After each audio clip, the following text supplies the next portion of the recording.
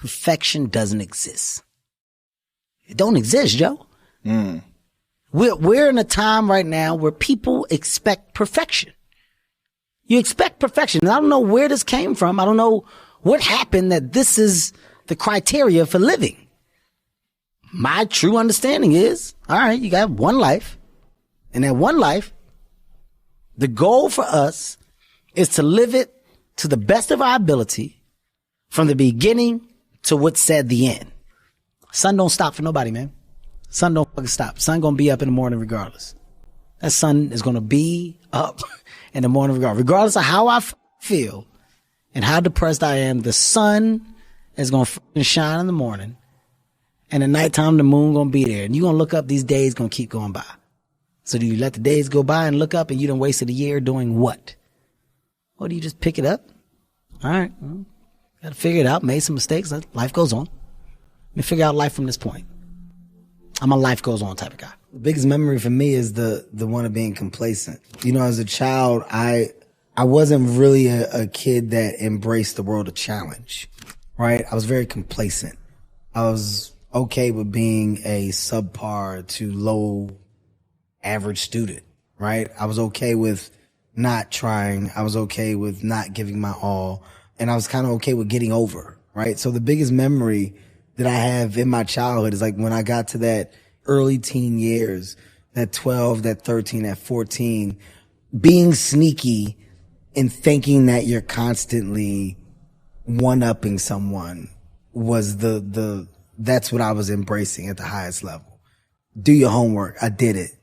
Did you really do your homework? I did it. And you taking my word for it and not checking my homework. Oh, I didn't do it, but you think I did. I got over. Ultimately you're slowly cheating yourself over the course of years. And it's not until you get a reality check as to why that work was necessary that you realize you're just not doing what you're supposed to do with your life, right? You're not giving your all. It's so amazing when you get to the other side, you see the other side and you look back and you just look at what you've grown from. The conversations that I'm able to have, the knowledge that I'm able to speak with, and the understanding. I understand, not because I'm a trained machine and I spent all of this time prepping for, and you know, this is what the idea of education was all based off of. No. The idea of discovery enhanced the muscle that made me want for so much more information in the space of life that I chose to love. Not trying is failing. There's a lot of things that people can't do simply because you've never tried to do it. And I'm not saying that you should try everything. I'm not saying that you're supposed to do everything. I'm saying that for me, when someone says something and I go, no, I never did that. I have to have a reason for why I've never done it and a justification. If you ask me something and I go, no, and you just say why, and I go, that's not good enough for me. Yeah. I like to have a reason why. And that's the foundation that I stand on.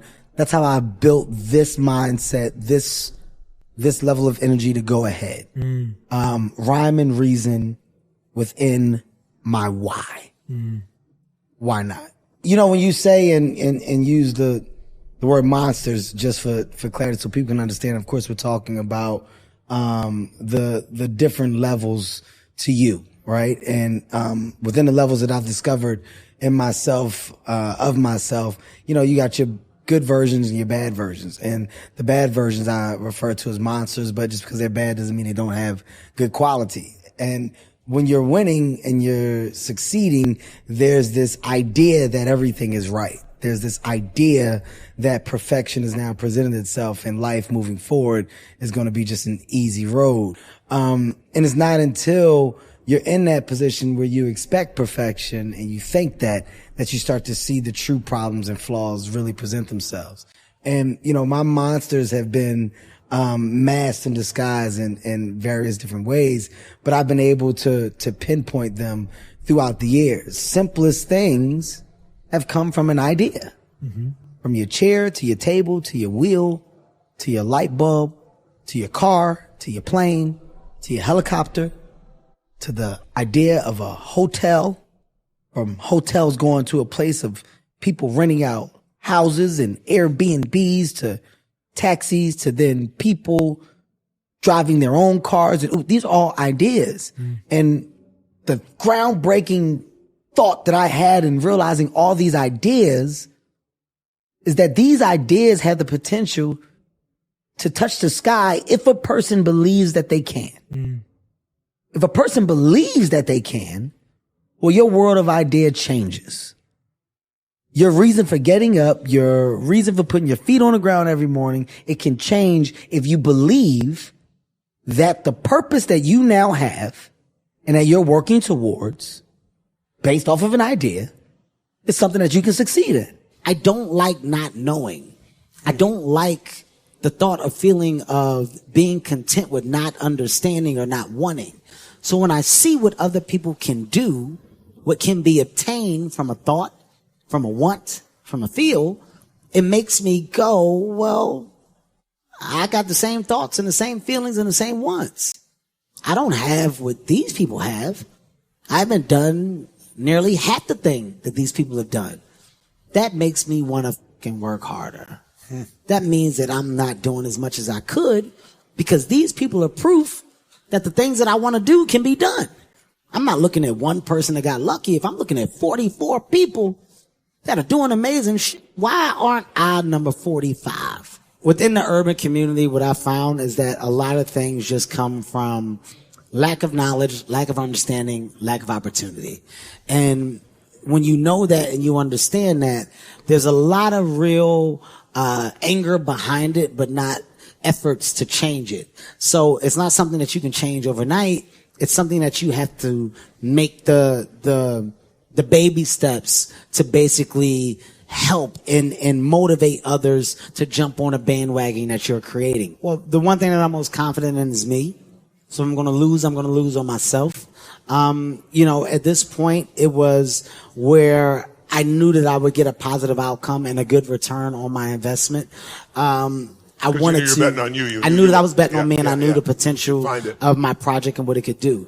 The biggest reason for my entrepreneurial drive right now is by being a sponge. When you're around other entrepreneurs and you see what the yours, the only way to really get to my goal, if I'm trying to become a billionaire and I want to take that money and throw it back into several communities, I have to surround myself with other people that have that same mentality. I have no ego.